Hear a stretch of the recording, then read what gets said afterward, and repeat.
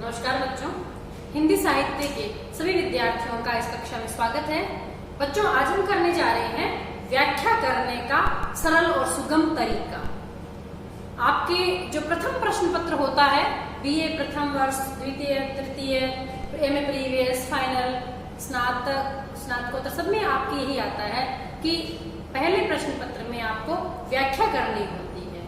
तो जो आपको पद्य खंड दिया होता है, देखो गद्य खंड की भी व्याख्या आती है, हम आज बात कर रहे हैं पद्य भाग की, कैसे व्याख्या करनी है। जो पद दिया हुआ है, जो आपके सामने जो छंद दिया हुआ है, जो गीत दिया हुआ है, जो कविता दी हुई है, या जो भी अन्य रचना है जो गेय है, वो पद्यात्मकता के अंतर्गत आती है। तो पद्य की व्याख्या हम कैसे करें, आज इस पर हम विचार करेंगे कि एक सरल तरीके से हम व्याख्या में नंबर कैसे ले सकते हैं। तो बच्चों, सबसे पहले प्रसंग आता है। व्याख्या करने से पूर्व हम पहले प्रसंग लिखते हैं कि ये जो, क्योंकि आपको व्याख्या के लिए जो टुकड़ा दिया जा रहा है, वो यदि लंबी कविता है तो पूरी कविता नहीं दी जा सकती, यदि पूरा पद है तो पूरा कई बार पद नहीं दिया जा सकता। कबीरदास जी के दोहे हैं, बहुत सारे दोहे हैं, आपको 4 दोहे दे दिए व्याख्या के लिए, बिहारी के 4 दोहे दे दिए, या गीत है या गीति के अंतर्गत कोई पद है, मीराबाई का पूरा पद दे दिया या कबीर का पूरा पद दे दिया। तो जो पद है उसकी भी 7-8 पंक्तियां होती है, 8-10 पंक्ति से ज्यादा बड़ा नहीं होता, क्योंकि संक्षिप्तता रहती है गीति में। तो ऐसे में जब हम अपने सामने आए हुए कविता, पद या दोहे या कविता, उसकी जब हम व्याख्या करते हैं, तो सर्वप्रथम बच्चों ये मान के चलो कि आपका कोई छोटा बहन भाई आपसे पूछ रहा है कि दीदी ये जो पद है ये कहाँ से आया है। तो आप दिमाग में ये प्रश्न रखें कि उस छोटे बहन भाई को आपको समझाना है कि ये क्या पद है। अब मान लो रामचरितमानस में से आपके एक दोहा और 4 चौपाई दे रखी है, तो आप क्या बताएंगे कि बच्चे ये जो तुम्हारे सामने पद्य भाग दिखाई दे रहा है, ये पद्य भक्ति काल के सुप्रसिद्ध कवि गोस्वामी तुलसीदास जी के द्वारा रची हुई रामचरितमानस में से उद्धृत है। तुमने पूरा परिचय दे दिया ना कि ये पद किसका रचा हुआ है, वो किस काल का, कौन सा कवि है और किस रचना में से ये आया है। ठीक ऐसे यदि कबीर का पद है तो हम लिखेंगे प्रस्तुत जो पद है या प्रस्तुत पद्यांश है, तो वो आदि काल के, भक्ति काल के सुप्रसिद्ध, ज्ञान मार्ग के सुप्रसिद्ध संत कवि कबीरदास जी द्वारा रचित है और बीजक नामक काव्य संग्रह से उद्धृत है, क्योंकि उनकी रचनाएं बीजक में संग्रहित की हुई है। सूरदास जी का आ गया पद है, शोभित कर नवनीत लिए, गुडरुर चलत रेणु तनु मंडित दधि मुख लेप किए। तो आप क्या लिखेंगे प्रसंग में? सबसे पहली चीज आती है प्रसंग, मतलब हमें बताना होता है ये कि ये जो पद्यांश है ये कहाँ से आया, किसका रचा हुआ है, कौन है, किस रचना में से उद्धृत है, ये प्रसंग के अंतर्गत आता है। और उसमें भी कौन किससे क्या कह रहा है, क्यों कह रहा है। अब शोभित करना नवनीत लिए, अब उसमें हम प्रसंग में क्या लिखेंगे? सबसे पहले परिचय देंगे कि प्रस्तुत पद्यांश भक्ति काल के कृष्ण काव्य के प्रमुख कवि सूरदास द्वारा रचित है, और इसमें श्री कृष्ण के बाल सौंदर्य का चित्रण करते हुए कवि ये कहते हैं। फिर हम बताएंगे हाथों में नवनीत मक्खन ले रखा है, घुटनों के बल कृष्ण चल रहे हैं, वो कैसे लग रहे हैं। तो बच्चों, व्याख्या करते समय ये बहुत जरूरी है कि सबसे पहले आप उसके प्रसंग को क्लियर करो कि प्रसंग क्या है। प्रसंग में दोनों चीज आ जाती है, किसके द्वारा रचित है, किस रचना से उद्धृत है, और उस रचना में यदि कोई पात्र किसी को कुछ कह रहा है, मान लो रामचरितमानस में कोई पात्र किसी से कुछ कह रहा है, तो वो भी अपने को बताना होता है कि काकभूषण देव ये कह रहे हैं या शिव शंकर ये कह रहे हैं। उसमें जो भी वक्ता है वो अपने श्रोता को क्या कह रहा है और किसको कह रहा है और क्यों कह रहा है, ये भी बताना होता है। प्रसंग, वही तो प्रसंग हुआ, किस प्रसंग में ही उसको कह रहा है। मान लो केवट वाली जो पंक्तियां हैं, जो पैर धोने के लिए बात करते हैं भगवान राम की, राम और लक्ष्मण जब गंगा पार करके जा रहे हैं, तो हम लिखेंगे कि वहां पर जो केवट है वो भगवान के पैर धोना चाह रहा है, और वो बड़ी चतुराई के साथ कहता है कि भाई आपके पैरों का मैंने बड़ा प्रताप सुना है कि वो तो पैर छूते ही स्त्री बन जाती है, कल को मेरी ये नौकाई स्त्री बन गई, मेरा एक परिवार ही पालना मुश्किल हो रहा है, मैं इतना बड़ा परिवार कैसे पाल पाऊंगा, और एक नौकाई है मेरे पास तो कमाने के लिए। तो यहाँ हमने प्रसंग बताया कौन किससे क्या कब कह रहा, ये होता है प्रसंग। तो शुरुआत जब आप व्याख्या की करते हैं तो शुरुआत प्रभावी होनी चाहिए। बहुत प्रभावी शुरुआत तब होती है, आप आधुनिक काल के अंदर कवियों की व्याख्या कर रहे हैं, महादेव वर्मा का कोई पद आया हुआ है, कोई गीत आया हुआ है, तो आप उसमें लिख रहे हैं कि प्रस्तुत पद्यांश हमारे आधुनिक काल की सुप्रसिद्ध छायावादी कवित्री महादेव वर्मा द्वारा रचित है, और उनके इस काव्य खंड से यदि आपको पता है तो उससे उद्धृत है, और उसमें इस प्रसंग में कवित्री ये कह रही है। फिर हम व्याख्या की शुरुआत करते हैं। तो ये व्याख्या से पूर्व प्रसंग 2 नंबर प्रसंग के होते हैं, फिर बीच के टुकड़े के होते हैं 3 नंबर, फिर 3 नंबर विशेष के होते हैं। अलग अलग देखो बच्चों, जो नंबर होते हैं वो अलग अलग टुकड़ों में बटे हुए होते हैं। पेपर के अंदर आजकल बाकायदा लिखा हुआ भी आता है। 2 नंबर का यदि आपका प्रसंग है, 4 नंबर की यदि आपकी व्याख्या है, तो 2 नंबर का आपका विशेष है। फिर हम बीच के खंड की व्याख्या करते हैं। अब बीच का खंड जो है, जो व्याख्या खंड है, उसमें हम क्या करेंगे, उसमें हम बताएंगे ना कि इससे जब प्रसंग में बता दिया कि ये इससे ये कह रहा है, जैसे मीरा बाई का आपके पद आ गया, मन रे परस हरि के चरण, मन भगवान के चरणों का स्पर्श कर। तो यहाँ हम सीधा सा एक ही पंक्ति का एक ही पंक्ति में अर्थ नहीं करेंगे। व्याख्या जो होती है बच्चों, वो 3 गुना होती है। मतलब आप समझाकर बताइए उसी पंक्ति को कि यहाँ कवि या कवित्री क्या कहना चाहते हैं, क्यों कहना चाहते हैं, किसे कहना चाहते हैं, कितना कहना चाहते हैं। व्याख्या के अंदर ये 4 प्रश्न जब आप दिमाग में रखेंगे तो आप भली भांति उस पंक्ति की व्याख्या कर पाएंगे। मन रे परस हरि के चरण, सीधा अर्थ नहीं निकल गया, अरे मेरे मन भगवान के चरणों का स्पर्श नहीं। अपन अर्थ में क्या लिखेंगे, भक्ति काल की सुप्रसिद्ध कृष्ण भक्त कवित्री मीराबाई जो है वो अपने मन से ही कह रही है कि अरे मेरे मन को समझाती भी कहती है कि मेरे मन तू भगवान के चरणों का स्पर्श कर, भगवान के चरणों की शरण ले ले, क्योंकि ये चरण जो है ये अत्यंत प्रभावी है।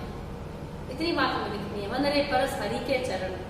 अब आगे वो बता रही, सुभग शीतल कमल कोमल त्रिविध ज्वाला हरण, बड़े बड़े सुंदर है, शीतल है, कमल जैसे कोमल है, 3 प्रकार की ज्वालाओं का हरण करने वाले हैं।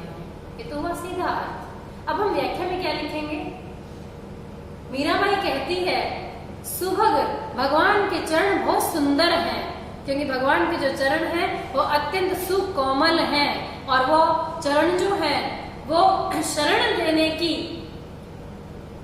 देने का भाव रखते हैं, शरण में आए हुए की रक्षा करते हैं, और शीतलता प्रदान करने वाले हैं। संसार में रहने पर व्यक्ति हर समय जो 3 तापों में जलता रहता है, संसार के जो 3 ताप हैं उन तापों में वो हर समय जलता रहता है।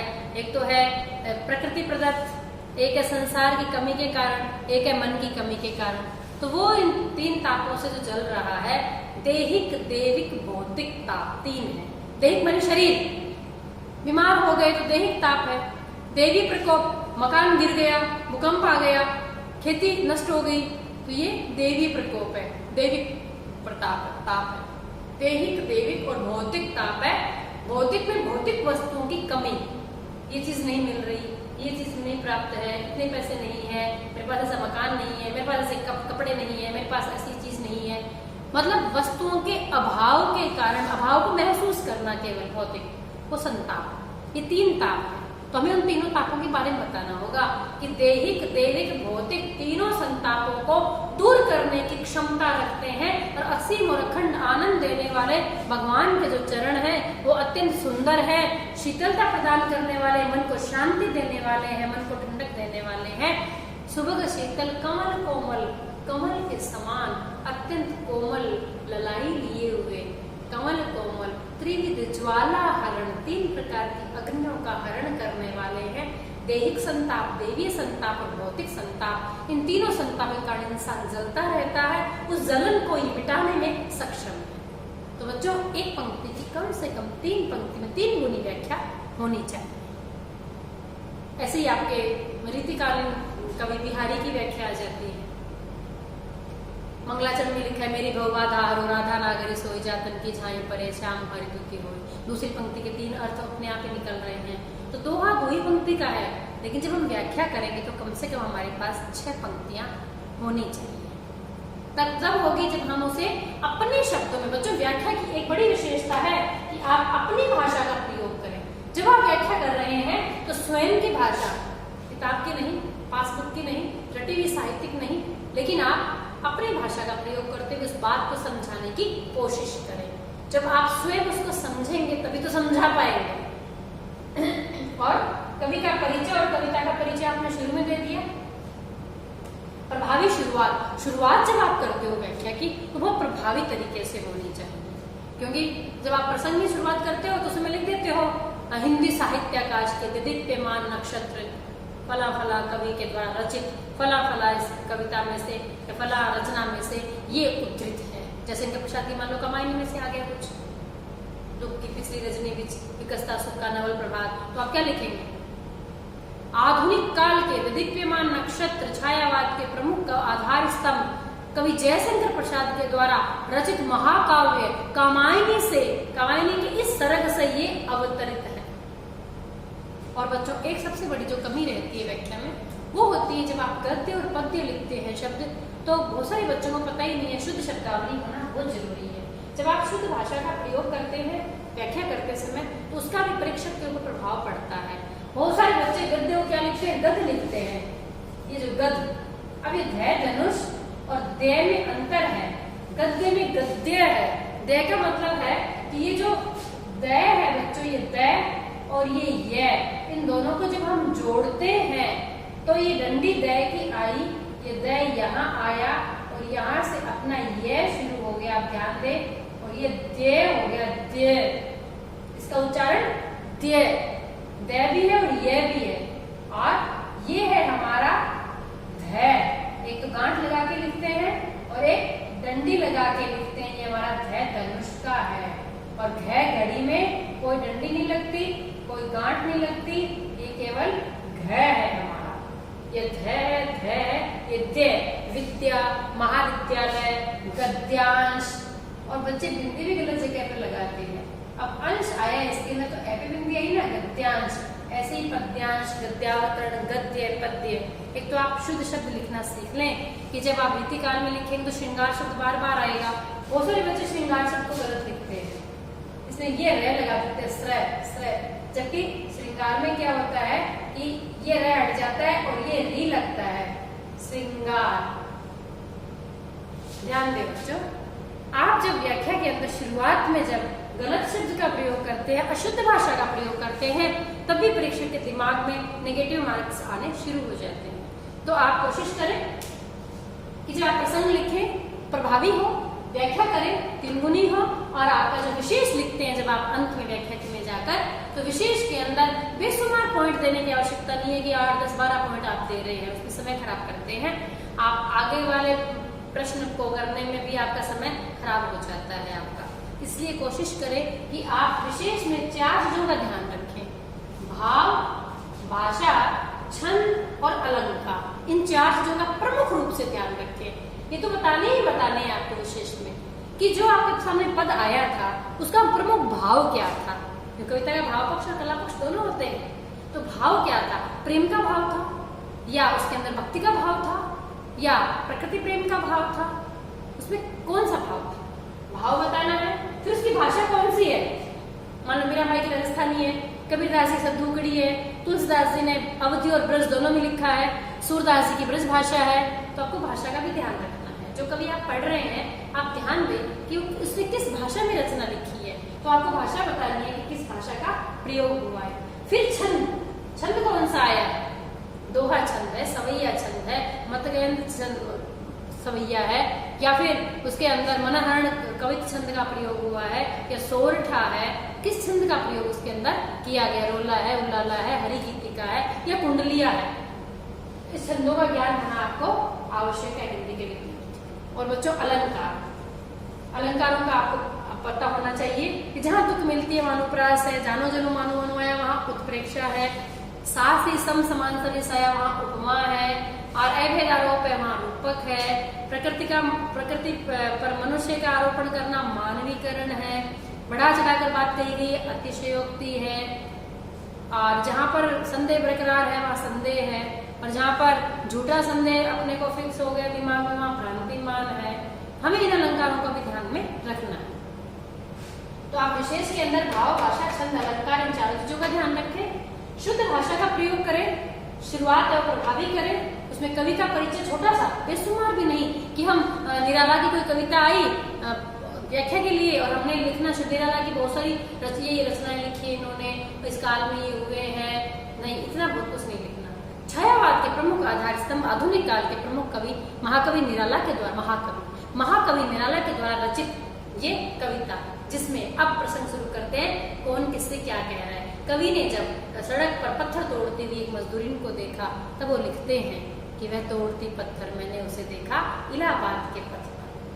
तो बच्चों आधुनिक काल के अंदर जो कविताएं हैं उनकी भाषा तो एकदम सरल है, दिखने में एकदम लगता है कि आराम से व्याख्या कर ले, लेकिन बच्चों व्याख्या करते समय हमें बहुत ध्यान देने की आवश्यकता है कि जो शब्द पद के अंदर दिए हुए वो सेम शब्दों की जगह दूसरे शब्दों का यदि हम प्रयोग करें तो व्याख्या और प्रभावी हो जाएगी, व्याख्या करने में हमें आसानी रहेगी। और उस व्याख्या को बेशुमार भी नहीं बढ़ाना है, आकार का ध्यान रखना है हमें कि सही आकार हो, 3 गुनी ही हो अपने आकार से। एक इतना पद आया 6 पंक्तियों का, तो हमें केवल 18 पंक्ति में उसकी व्याख्या कर देनी है। शुरुआत में प्रसंग जो है वो 2.5 पंक्ति 3 पंक्ति प्रसंग कर देना है, और विशेष में 4 बिंदु लिखने के बाद फिर आपको उसके अंदर कोई अंतरकथा नजर आती है, किसी से कोई समानता नजर आती है, या उसमें मुहावरों का प्रयोग नजर आता है, या विशेष शब्दों का प्रयोग आता है, तो वो विशेष जो भी चीज नजर आ रही है आपको वो आप उसके अंदर डाल दें। तो ये हो गई हमारी व्याख्या करने का सरलतम तरीका। धन्यवाद।